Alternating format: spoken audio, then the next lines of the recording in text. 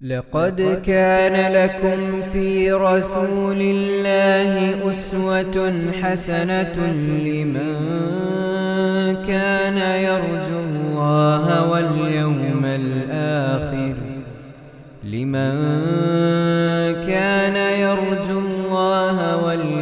الآخر وذكر الله كثيرا. السلام عليكم ورحمة الله وبركاته. الحمد لله رب العالمين. اللهم صل على محمد وعلى آل محمد كما صليت على إبراهيم وعلى آل إبراهيم إنك حميد مجيد. أما بعد فاتقوا الله عباد الله. സ്നേഹമുള്ള സഹോദരീ സഹോദരന്മാരെ, സുഹൃത്തുക്കളെ, ഇമാം നവവി റഹ്മത്തുള്ളാഹി അലൈഹിയുടെ റിയാദുസ് സാലിഹീനിൽ ഔലിയാഇൻ്റെ കറാമത്തുകൾ വിവരിക്കുന്ന അധ്യായമാണ് നമ്മൾ പറഞ്ഞു വന്നത്. വിശുദ്ധ റമളാനിൻ്റെ മുമ്പുള്ള ആഴ്ചയിൽ ഇതുമായി ബന്ധപ്പെട്ടുകൊണ്ടുള്ള ഒരു ഹദീസ് വിവരിക്കുകയുണ്ടായി. ആ വിവരിക്കപ്പെട്ട ഹദീസിൻ്റെ അവസാന ഭാഗം കൂടി ഏതാനും ചില കാര്യങ്ങൾ ഇന്ന് അതിനോട് ചേർത്ത് പറയുവാനുണ്ട്. അതിൻ്റെ ശേഷം അടുത്ത ഹദീസും നമുക്ക് വിശദീകരിക്കാം ഇൻഷാ അല്ലാഹ്. റമദാനിൻ്റെ തൊട്ട് മുമ്പുള്ള നമ്മുടെ ആഴ്ചയിൽ വിശദീകരിക്കപ്പെട്ട ഹദീസ് മഹാനായ ജാബിർ റളിയല്ലാഹു തആല അൻഹു ഉദ്ധരിച്ച സംഭവമായിരുന്നു. അതായത് അദ്ദേഹത്തിൻ്റെ പിതാവായ അബ്ദുള്ള റളിയല്ലാഹു തആല അൻഹു ഉഹദിൽ ഷഹീദായപ്പോൾ മകനായ ജാബിർ റളിയല്ലാഹു തആല അൻഹു അദ്ദേഹത്തെ ഖബറടക്കിയതുമായി ബന്ധപ്പെട്ടുകൊണ്ടാണ് ഹദീസിൻ്റെ അവസാന ഭാഗത്ത് പരാമർശിക്കപ്പെട്ടിട്ടുള്ളത്.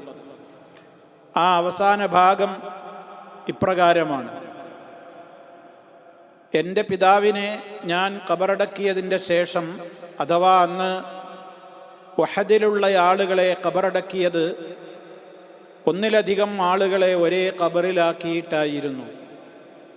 ജാബിർ റളിയല്ലാഹു തആല അൻഹു തൻ്റെ പിതാവായ അബ്ദുള്ള റളിയല്ലാഹു തആല അൻഹുവിനെ, അബ്ദുല്ലാഹിബിൻ ഹറാം എന്നാണ് അദ്ദേഹത്തിൻ്റെ മുഴുവൻ പേര്, മഹാനായ സഹാബിയാണ്. ആ സഹാബിയെ മകൻ ജാബിർ റളിയല്ലാഹു തആല അൻഹു ഖബറടക്കിയപ്പോൾ ഒന്നിലധികം ആളുകളെ ഖബറടക്കേണ്ട പ്രത്യേകമായ സാഹചര്യമായിരുന്നുവല്ലോ ഉഹദിൻ്റെ സാഹചര്യം. എന്നിട്ട് അദ്ദേഹം പറയുന്നത്, എൻ്റെ ഉപ്പയെ മറ്റൊരാളുടെ കൂടെ ഖബറടക്കിയതിൽ എൻ്റെ മനസ്സിന് ഒരല്പം വിഷമമുണ്ടായിരുന്നു. പിന്നീട് 6 മാസക്കാലത്തിൻ്റെ ശേഷം എൻ്റെ ഉപ്പയെ ഞാൻ പുറത്തെടുത്തു, ആ ഖബറിൽ നിന്ന് മയ്യത്ത് പുറത്തെടുത്തു. എന്നിട്ട് വേറെ ഒരു ഖബറിലേക്ക് ഒറ്റക്ക്, ആ ഖബറിലേക്ക് വേറൊരു ഖബറിലേക്ക് ആക്കി മാറ്റുവാൻ വേണ്ടി, അതല്ലെങ്കിൽ അതേ ഖബറിൽ തന്നെ ഒറ്റക്ക് എൻ്റെ പിതാവിനെ ആക്കുവാനും മറ്റേ ആളെ ആ ഖബറിൽ നിന്ന് മാറ്റി ഒരൊറ്റ ഖബറിലാക്കി എൻ്റെ പിതാവിനെ മാത്രമാക്കി ഖബറടക്കുവാൻ വേണ്ടി ഞാൻ ഉദ്ദേശിച്ചു. അതിനുവേണ്ടി ഞാൻ ഖബർ തുറന്നു നോക്കുമ്പോൾ ഫൈദാ ഹുവ കയൗമി വദഅതുഹു ഗൈറ ഉദ്നിഹി, അന്നേരം ആ ജനാസ നോക്കുമ്പോൾ അത് ഞാൻ ഖബറിൽ വെച്ച അതേപോലെയുണ്ട്. ഗൈറ ഉദ്നിഹി, അവിടുത്തെ ചെവിയുടെ അല്പഭാഗം ഒഴികെ, അഥവാ മണ്ണോട് ചേർത്ത് വെച്ച ആ ചെവിയുടെ ഒരു ഭാഗം മാത്രം നേരിയ ഒരു പകർച്ച വന്നിട്ടുണ്ട്. അതല്ലാത്ത ബോഡിയെല്ലാം ഞാൻ വെച്ചതുപോലെ തന്നെ ഫ്രഷായി ഖബറിലുണ്ട്. ഫജഅൽതുഹു ഫീ ഖബറിൻ അലാ ഹിദത്തിൻ, അങ്ങനെ അദ്ദേഹത്തെ, എൻ്റെ പിതാവിനെ ഞാൻ ഒറ്റക്ക് ഒരു ഖബറിലാക്കി മറമാടുകയുണ്ടായി എന്ന് മകനായ ജാബിർ റളിയല്ലാഹു തആല അൻഹു പറയുന്നുണ്ട്. ഹദീസിൻ്റെ ആദ്യ ഭാഗമൊക്കെ കഴിഞ്ഞ ക്ലാസ്സിൽ ഞാൻ വിവരിച്ചതുകൊണ്ട് ഈ അവസാന ഭാഗമാണ് ഒരല്പം പറയുവാനുള്ളത്.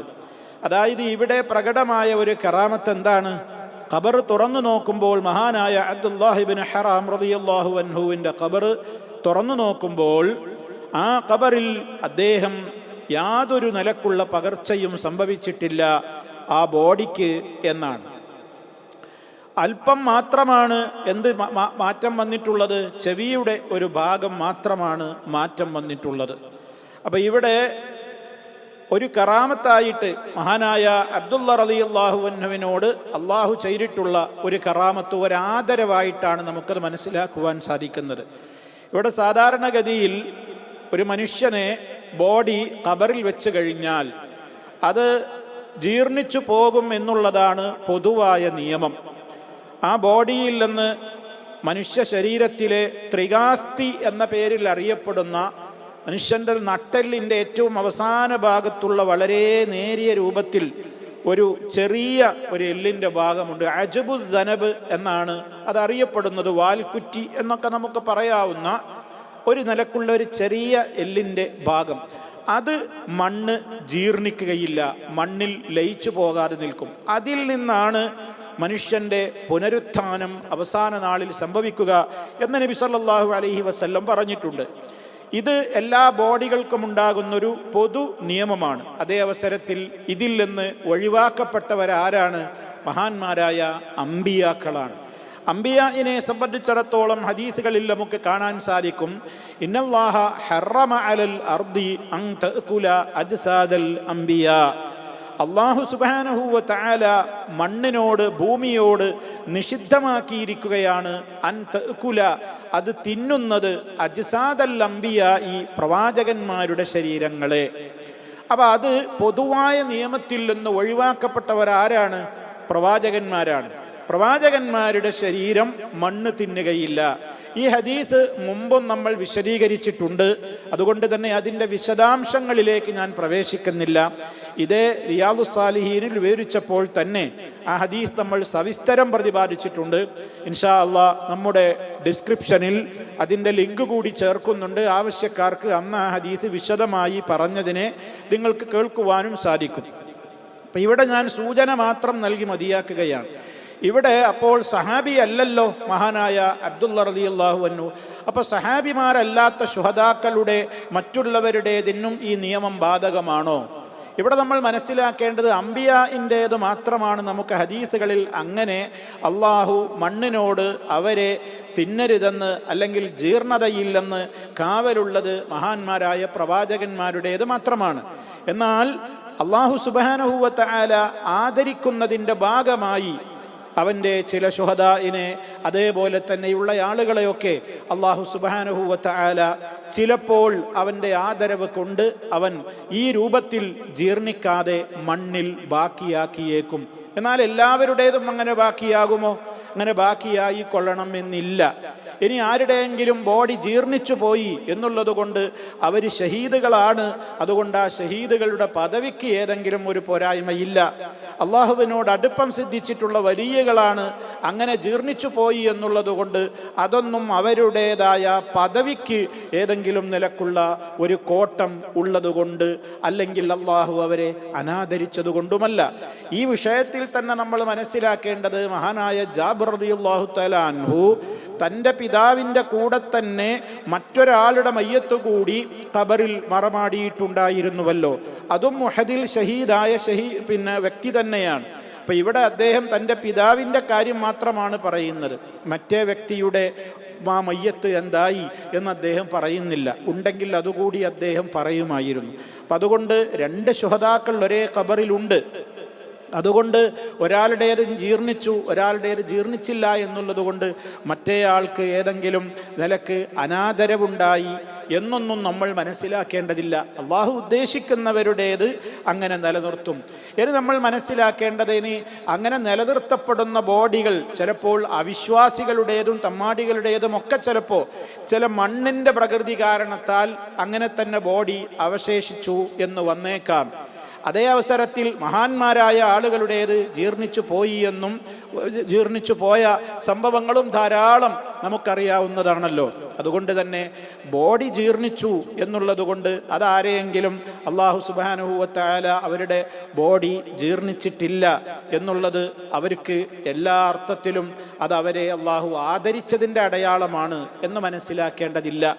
ഔലിയാക്കളും അതുപോലെ തന്നെ മഹാന്മാരും ശുഹദാക്കളുമൊക്കെയാകുമ്പോൾ അതവരുടെ കറാമത്തിൻ്റെ ഭാഗമാണ് എന്ന് നമുക്ക് മനസ്സിലാക്കാം. അതേ അവസരത്തിൽ അല്ലാത്ത ആളുകളുടേത് മണ്ണിൻ്റെ പ്രകൃതി കാരണത്താൽ അവശേഷിച്ചു എന്ന് വരാം. ഇതാണ് ആ വിഷയത്തിൽ നമ്മൾ മനസ്സിലാക്കിയിരിക്കേണ്ടത്. അതേ അവസരത്തിൽ ഈ വിധത്തിൽ അള്ളാഹു ഉദ്ദേശിക്കുന്നവർക്ക് അള്ളാഹു സുബ്ഹാനഹു വ തആല നൽകുന്ന കറാമത്തിൻ്റെ അടിസ്ഥാനത്തിൽ ചിലപ്പോൾ അത്തരത്തിൽ ചില മഹാന്മാരുടെ ബോഡികൾ അവശേഷിച്ചു എന്ന് വന്നേക്കാം. ഇനി അവശേഷിച്ചാലും പിന്നെ ഇല്ലെങ്കിലും അതൊന്നും അവരെ വിളിച്ചു തേടുവാനോ, നമ്മുടെയൊക്കെ നാടുകളിൽ അങ്ങനെയാണല്ലോ, എവിടെയെങ്കിലും ഒരു ഖബർ തുറന്നാൽ ഏതെങ്കിലും ഒരു ബോഡി ഫ്രഷായിട്ട് കാണുന്നു എന്നൊക്കെ പ്രചരിപ്പിക്കപ്പെടാറുണ്ട്. ഇതൊന്നും അങ്ങനെ തന്നെ ആവണം എന്നില്ല. ഇനി ഉണ്ട് എന്ന് സങ്കല്പിക്കുക. എന്നാൽ തന്നെയും അത് അങ്ങനെ ഒരു ബോഡി കണ്ടതുകൊണ്ട് മാത്രം അതൊരു മഹാനായിരുന്നു, അതല്ലെങ്കിൽ അവരെ വിളിച്ചു പ്രാർത്ഥിക്കാം, അവരുടെ ഖബറുകൾ കെട്ടിപ്പടുക്കാം തുടങ്ങിയിട്ടുള്ള കാര്യങ്ങളൊന്നും ഇസ്ലാം അനുവദിക്കുന്നില്ല.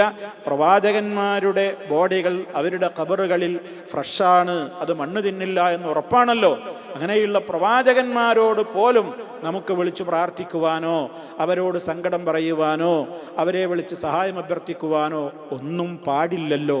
ഇതൊക്കെ നമ്മൾ ഇതിനോട് ചേർത്ത് വായിച്ച് മനസ്സിലാക്കേണ്ടതുണ്ട്. ഇതാണ് ആ വിഷയത്തിൽ മനസ്സിലാക്കുവാനുള്ളത്. അപ്പോൾ കഴിഞ്ഞ ക്ലാസ്സിൽ നമ്മൾ പറഞ്ഞു വെച്ച ജാബിർ റളിയല്ലാഹു അൻഹുവിൻ്റെ പിതാവിൻ്റെ ആ വിഷയവുമായി ബന്ധപ്പെട്ട ഹദീസിൻ്റെ അവസാന ഭാഗം കൂടി ഒരു വിശദീകരണം നൽകേണ്ടത് ആവശ്യമുണ്ടായിരുന്നു. അന്നത്തെ ക്ലാസ്സിൽ അത് ഉൾപ്പെടുത്തിയിട്ടുണ്ടായിരുന്നില്ല. അതുകൊണ്ടാണ് ആ ഭാഗം കൂടി ഇന്ന് വിശദീകരിക്കുന്നത്. ഇനി അടുത്ത ഹദീസിലേക്ക് നമ്മൾ പ്രവേശിക്കുകയാണ്.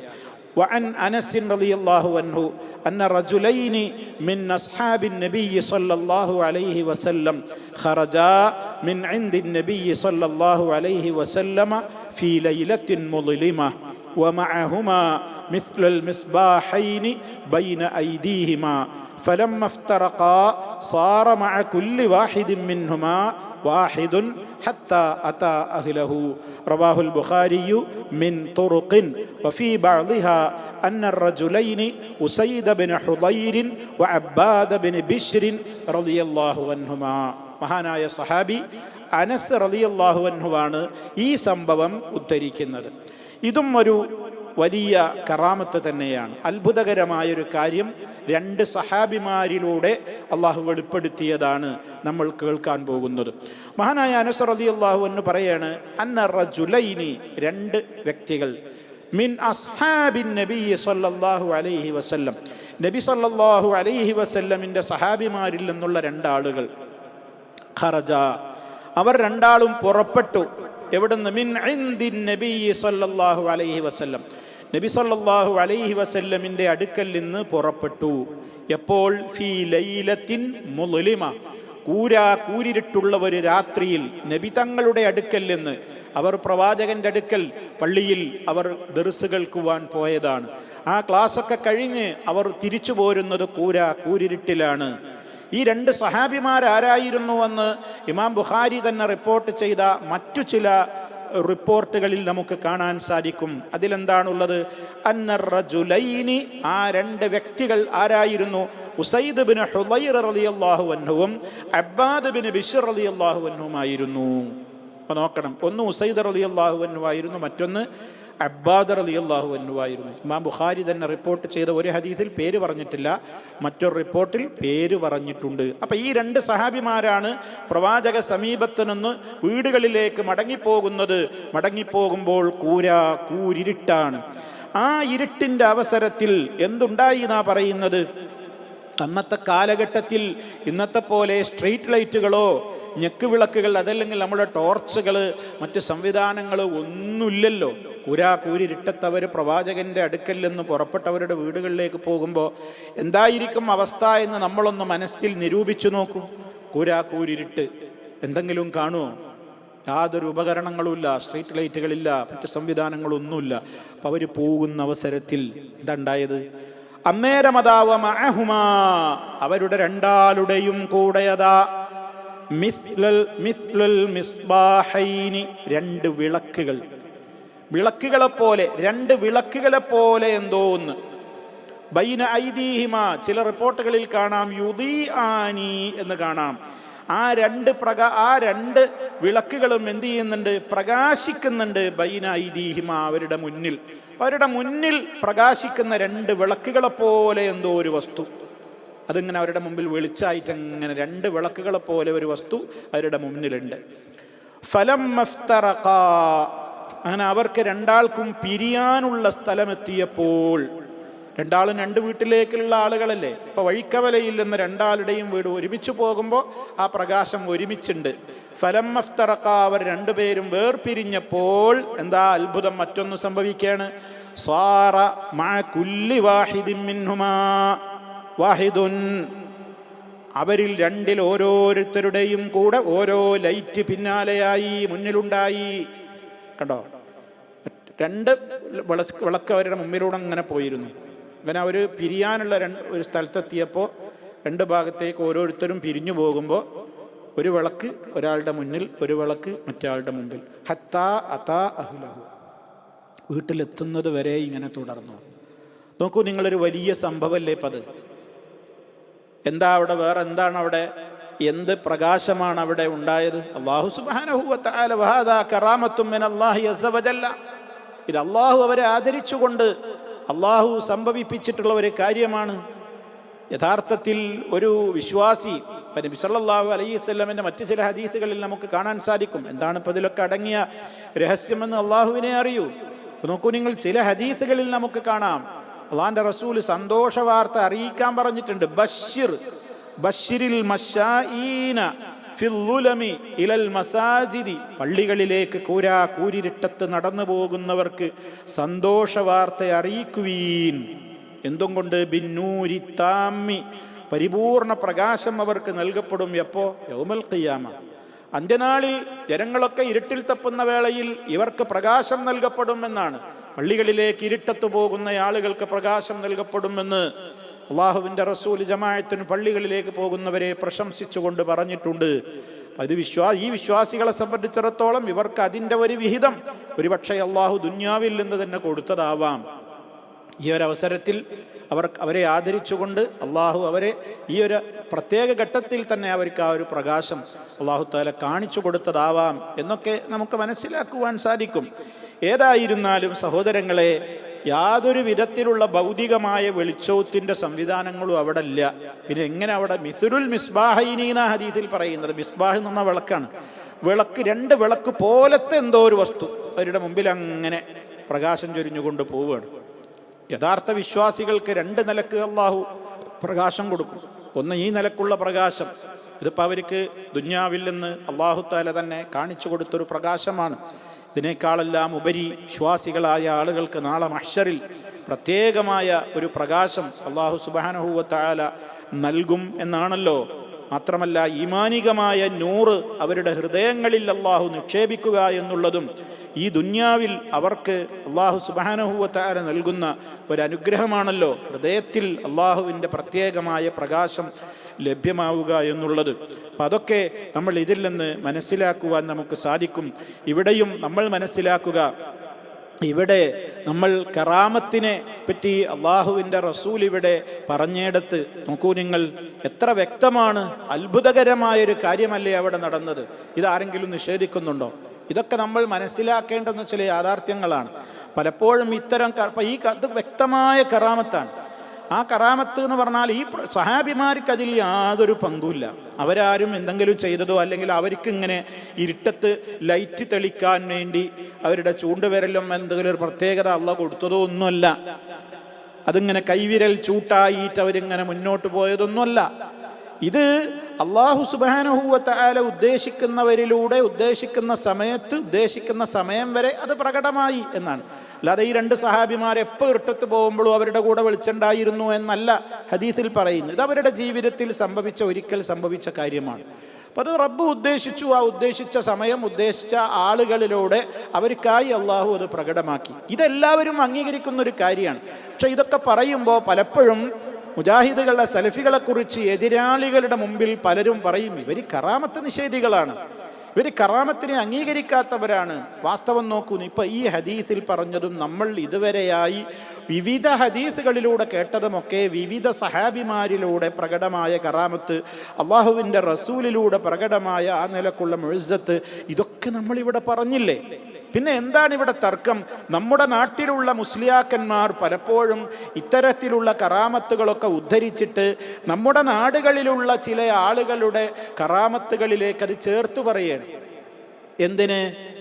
കറാമത്തുകളും മുഅ്ജിസത്തും എന്നൊക്കെ പറയുന്നത് അള്ളാഹു അവനുദ്ദേശിക്കുന്ന ഔലിയാക്കൾക്കാണ് കൊടുക്കുന്ന കഴിവാണ്. അപ്പോൾ അത് അവരെപ്പോഴും ഉണ്ടാവും, അത് മരിച്ചാലും അവരിൽ ഉണ്ടാവും. അപ്പം നമുക്ക് അവർക്ക് കൊടുത്ത കഴിവാകുമ്പോൾ നമുക്ക് ആ കാര്യങ്ങൾക്കൊക്കെ വേണ്ടി ആ കൊടുത്ത കഴിവിൽ നിന്ന് നമുക്ക് എപ്പോഴും ചോദിച്ചു കൊണ്ടിരിക്കാം. അവർക്ക് ആ കഴിവുണ്ട്, അതുകൊണ്ട് അവരോട് നമുക്കങ്ങനെ ചോദിക്കാം എന്നതാണ് നമ്മുടെ നാട്ടിലെ മുസ്ലിയാക്കന്മാർ പറയുന്നത്. ഇത് അഹ്ലുസുന്നയുടെ വീക്ഷണത്തിൽ നിന്ന് തികച്ചും വിരുദ്ധമാണ്. ഇവിടെ നിങ്ങൾ നോക്കൂ, ഇപ്പം ഈ സഹാബിമാരുടെ സംഭവം എന്താണ്? ഇവർ ഇരുട്ടത്ത് പുറത്തേക്ക് ഇറങ്ങിയപ്പോൾ അവർ വീടെത്തുവോളം അവർക്ക് ഒരു ലൈറ്റ്, 2 വിളക്ക് ഓരോരുത്തരുടെയും വീട്ടിലെത്ത ആ വിളക്ക് തന്നെ 2ആയി. ആ 2ഉം ഓരോരുത്തരുടെ ഒപ്പം അവർക്ക് വഴി കാണിച്ചു കൊണ്ടുണ്ടായി. ഇത് നമ്മൾ മനസ്സിലാക്കേണ്ടത് എന്താ? ഇത് നമ്മൾ നിഷേധിക്കാൻ വേണ്ടത്? ഇത് കറാമത്താണ്, ഇത് അത്ഭുതമല്ലേ? അതന്നെ അത്ഭുതം, അതാ അവരിലൂടെ സംഭവിച്ചു. പക്ഷേ ഇവിടെ തർക്കം എന്താണ്? ഇവിടെ തർക്കം നമ്മുടെ നാട്ടിലുള്ള ആളുകൾ ഇത്തരത്തിലുള്ള സംഭവങ്ങളൊക്കെ പറയുമ്പോൾ അവരെന്താ പറയാ? അപ്പൊ പിന്നെ ആ കറാമത്ത് അവർക്ക് കൊടുത്തൊരു കറാമത്താണ്, അതുകൊണ്ട് മുഅ്ജിസത്തും കറാമത്തൊക്കെ അള്ളാഹു അവർക്ക് മുൻകൂട്ടി കൊടുത്ത കഴിവുകളാണ്, അതിൽ നിന്ന് നമുക്ക് ചോദിക്കാം. അതിൽ നിന്നാണ് ഞങ്ങൾ അവരോട് ചോദിക്കുന്നത്, അതുകൊണ്ടത് ശിർക്കല്ല.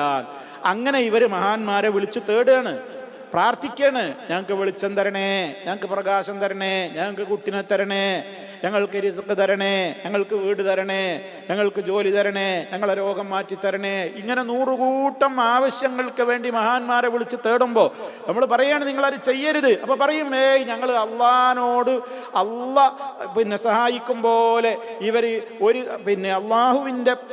അള്ളാഹുവിൻ്റെ സഹായങ്ങളെന്ന് പറയുന്നത് അവൻ സ്വന്തമായിട്ടാണ്. ഔലിയാക്കളോട് ഞങ്ങൾ ചോദിക്കുന്നത് അള്ളാഹ് അവർക്ക് കൊടുത്ത കഴിവാണ്. അപ്പോൾ അങ്ങനെ ഒരു കഴിവ് കൊടുത്തിട്ടില്ല എന്ന് പറയുമ്പോൾ പറയും, ഇതേ കൊടുത്തിട്ടുണ്ട്, അവർക്ക് കറാമത്തും മുഅ്ജിസത്തൊക്കെ കൊടുത്ത കഴിവാണ്. അങ്ങനെ ഒരു കൊടുത്ത കഴിവല്ല മുഅ്ജിസത്തും കറാമത്തും. അതുകൊണ്ട് അവരോടത് ചോദിക്കാനും പാടില്ല. അപ്പോൾ ഇവിടെ നബി സല്ലല്ലാഹു അലൈഹി വസല്ലമിൻ്റെ സഹാബിമാരിലൂടെ ഇങ്ങനെ ഒരു പ്രകടമായ ഒരു കാര്യം ഉണ്ടായി എന്നതിൻ്റെ ശേഷം ഏതെങ്കിലും ഒരു കാലത്ത് മഹാന്മാരായ സഹാബിമാർ അവരുടെ ശേഷം അവരെ വിളിച്ചുകൊണ്ട് തേടിയിട്ടുണ്ടോ? ഓ അബ്ബാദ് റളിയല്ലാഹു അൻഹുവേ, അതല്ലെങ്കിൽ ഉസൈദ് റളിയല്ലാഹു അൻഹുവേ, അവർക്ക് 2 ആൾക്കാണല്ലോ, അപ്പോൾ അവരിലൂടെയാണല്ലോ പ്രകടമായത്. നിങ്ങൾ ഇരുട്ടത്ത് നിങ്ങൾക്ക് വെളിച്ചം കിട്ടിയവരാണ്, ഞങ്ങൾ ഇരുട്ടിൽ അകപ്പെട്ടിരിക്കുന്നു, നിങ്ങൾ ഞങ്ങൾക്ക് വെളിച്ചം നൽകി അനുഗ്രഹിക്കണേ. അല്ലാഹു നിങ്ങൾക്ക് നൽകിയതിൽ നിന്നാണ് ഞങ്ങൾ ചോദിക്കുന്നത്. ഞങ്ങളിതാ ഇരുട്ടത്ത് പ്രയാസപ്പെടുന്നു, ഞങ്ങൾക്കൊരു വെളിച്ചം തന്ന് അനുഗ്രഹിക്കണേ എന്ന് അബ്ബാദ് റളിയല്ലാഹു അൻഹുവിനോടോ ഉസൈദ് റളിയല്ലാഹു അൻഹുവിനോടോ പിൽക്കാല സഹാബിമാർ തേടിയിട്ടുണ്ടോ? അങ്ങനെ തേടാൻ പാടുണ്ടോ? പാടില്ല. ഇതാണ് ഇവിടെ തർക്ക വിഷയം. അതല്ലാതെ കറാമത്തുണ്ടോ മുഅ്ജിസത്തുണ്ടോ എന്നുള്ളതല്ല. ഇന്ന് നമ്മുടെ നാട്ടിൽ ചില ആളുകൾ ഈ മുഅ്ജിസത്തും കറാമത്തൊക്കെ പ്രമാണങ്ങളിൽ വന്ന മുഅ്ജിസത്തും കറാമത്തുകളും പറയുന്നതെന്തിനാ? അവരുടെ നാട്ടിലുള്ള ചില വ്യാജ ഔലിയാക്കന്മാരുടെ പലരുടെയും പലവിധത്തിലുള്ള അത്ഭുതങ്ങളും ചെലവാക്കുവാനും അവരെ വിളിച്ച് പ്രാർത്ഥിക്കുവാനുള്ള രേഖകളും പ്രമാണങ്ങളും ഞങ്ങളുടെ കയ്യിലുണ്ട് എന്ന് പാവങ്ങളെ തെറ്റിദ്ധരിപ്പിക്കുവാനും വേണ്ടിയാണ്. ഇതൊരിക്കലും ആ നിലക്ക് ഉപയോഗപ്പെടുത്താനേ പാടില്ല. അതുകൊണ്ട് മുഅ്ജിസത്തുകളുണ്ട്, കറാമത്തുകളുണ്ട്, അതൊക്കെ യാഥാർത്ഥ്യമാണ്. പക്ഷേ അതൊന്നും ആരിലൂടെയാണോ സംഭവിച്ചത് അവർക്ക് നൽകപ്പെട്ട കഴിവുകളല്ല. ആ കഴിവുകൾ അതുകൊണ്ട് തന്നെ അവരോട് ചോദിച്ച് അങ്ങനെ അവരോട് പ്രാർത്ഥിക്കുവാനും ഇസ്ലാമിൽ അനുവാദമില്ല. അങ്ങനെ വിളിച്ച് പ്രാർത്ഥിക്കുന്നത് ഇസ്ലാം കടുത്ത തെറ്റായി പഠിപ്പിച്ചിട്ടുള്ള കാര്യവുമാണ്. ഇതൊക്കെ നമ്മൾ ഇതിൻ്റെ അടിസ്ഥാനത്തിൽ മനസ്സിലാക്കേണ്ടതുണ്ട്. അപ്പോൾ കറാമത്തിൻ്റെ മറ്റൊരു ഉദാഹരണമാണ് ഇപ്പോൾ ഈ 2 സഹാബിമാരിലൂടെ പ്രകടമായ ഉദാഹരണമാണ് നമ്മൾ ഈ ഹദീസിലൂടെ മനസ്സിലാക്കുവാൻ നമുക്ക് സാധിച്ചിട്ടുള്ളത്. ഇനി നമുക്ക് ഒരു അല്പം സുദീർഘമായ ചില സംഭവങ്ങളാണ് നമുക്ക് ഉദ്ധരിക്കുവാനുള്ളത്. ഇൻഷാ അല്ലാഹ് ആ ഹദീസ് നമുക്ക് അടുത്ത ക്ലാസ്സിൽ വിവരിക്കാം. റഹ്മാനായ റബ്ബ് എല്ലാ അർത്ഥത്തിലും അവനോട് അടുപ്പം ലഭിക്കുന്ന നല്ലവരായ സജ്ജനങ്ങളിൽ നമ്മെ എല്ലാവരെയും ഉൾപ്പെടുത്തി അനുഗ്രഹിക്കുമാറാകട്ടെ. മാരകമായ രോഗങ്ങളിൽ നിന്ന് നമ്മെ കാത്തുരക്ഷിക്കുമാറാകട്ടെ. എല്ലാ പ്രയാസങ്ങളിൽ നിന്നും പ്രയാസം അനുഭവിക്കുന്ന എല്ലാ ആളുകളെയും അള്ളാഹു കാത്തുരക്ഷിക്കുമാറാകട്ടെ. രോഗികൾക്ക് സമ്പൂർണ്ണ ശിഫ നൽകുമാറാകട്ടെ. മരണപ്പെട്ടവർക്ക് മഗ്ഫിറത്ത് നൽകി അനുഗ്രഹിക്കുമാറാകട്ടെ. റബ്ബന ആതിന ഫിദ്ദുനിയ ഹസന വഫിൽ ആഖിറതി ഹസനതൻ വഖിന അദാബന്നാർ. اللهم صل على محمد وعلى آل محمد والحمد لله رب العالمين والسلام عليكم ورحمة الله وبركاته.